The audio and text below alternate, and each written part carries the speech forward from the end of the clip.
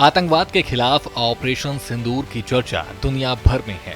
भारतीय सेना ने महज 3 दिनों में पाकिस्तान को घुटने पर ला दिया था, जिससे घबराकर पाकिस्तान रहम की भीख मांगता नजर आया। वहीं भारतीय सेना की बहादुरी एक मिसाल बनी है।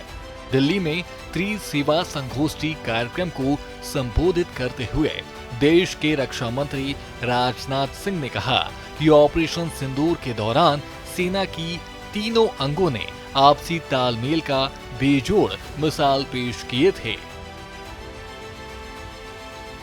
ऑपरेशन सिंदूर को अंजाम दिया है, इसके लिए मैं आप सबको और तीनों सर्विसेज के अपने सेना के अधिकारियों और जवानों को मैं बधाई देता हूं। और यह ऑपरेशन इस बात का प्रमाण है कि जब हमारी सेनाएं आपस में मिलकर काम करती हैं तो उनकी कंबाइंड स्ट्रेंथ कितनी बढ़ जाती है, यानी बड़ी से बड़ी चुनौती का भी मुकाबला करने में बस सक्षम हो जाती हैं और उस चुनौती पर विजय प्राप्त करती हैं। साथियों, इन ऑपरेशन के दौरान भारत ने अपने एयर डिफेंस में ज्वाइंटनेस का एक जबरदस्त प्रदर्शन किया, जो डिसाइसिव साबित हुआ। इंडियन एयरफोर्स का integrated air command and control system यानी IACCS, जिसको इंडियन आर्मी के आकाश तीर और इंडियन नेवी के त्रिगुण के साथ सीमलेसली इंटीग्रेट किया गया, और मैं मानता हूं इस सफलता का यह आधार था। और इन सिस्टम्स की ट्राई सर्विस सिनर्जी ने एक यूनिफाइड और real time operational picture create की, जिससे कमांडर्स को तुरंत सही समय में और सही फैसले लेने की एक शक्ति मिली, एक ताकत मिली। इसमें IACCS ने आकाश तीर और त्रिगुण के साथ मिलकर बैक बोन की तरह काम किया और कमांड एंड कंट्रोल को एक नए स्तर तक वो ले गया।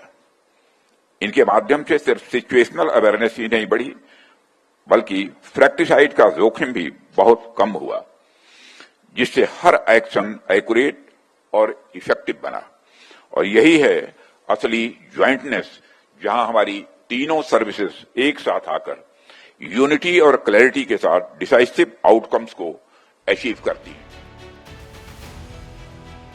सेना की बहादुरी का बखान करते हुए राजनाथ सिंह ने कहा कि हमारी सेना के पास दशकों का अनुभव है, जिसका लाभ ऑपरेशन सिंदूर के दौरान मिला।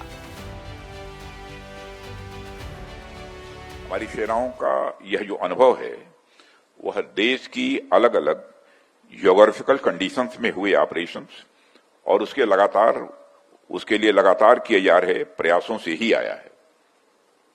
कभी हिमालय के ऊंचे बर्फीले शिखरों पर, कभी हिंद महासागर की गहराइयों में, कभी घने जंगलों और तपते रेगिस्तानों में, और कभी आसमान में ओपन स्काईज में लगातार काम करके इतना व्यापक अनुभव हमारी सेनाओं के पास आया है।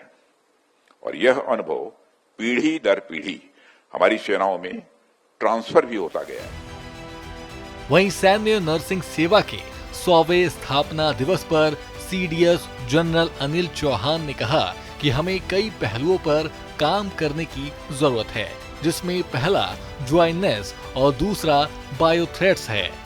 वहीं ऑपरेशन सिंदूर का जिक्र करते हुए कहा कि PM मोदी ने साफ संदेश दिया है कि भारत डरने और झुकने वाला नहीं है। आज का भारत अत्याधुनिक परमाणु के साथ लड़ना और जीतना जानता है।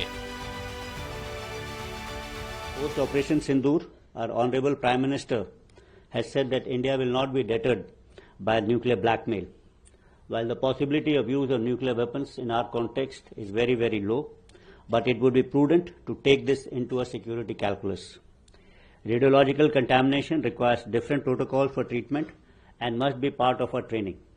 Preparedness against nuclear threat contributes toward deterrence against its use, and I think that's important. The next thing which I want to emphasize upon is about data protection. Indian DNA is unique. Our immune system reacts differently to different environment or infections.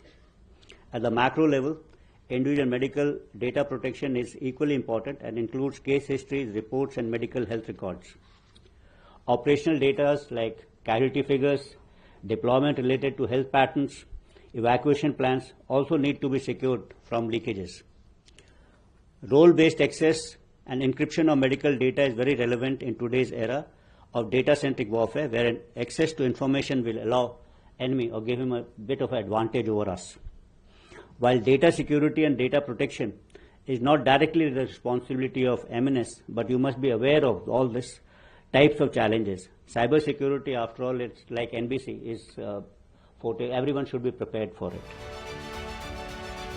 बता दें कि पहलगाम हमले के बाद आतंकवाद के खिलाफ भारत ने अपने तेवर और कड़े कर दिए हैं और दुश्मन को संदेश साफ है कि अगर भारत की ओर आंखें उठाई तो अंजाम कल्पना से बड़ा होगा। ब्यूरो रिपोर्ट, सूर्या समाचार।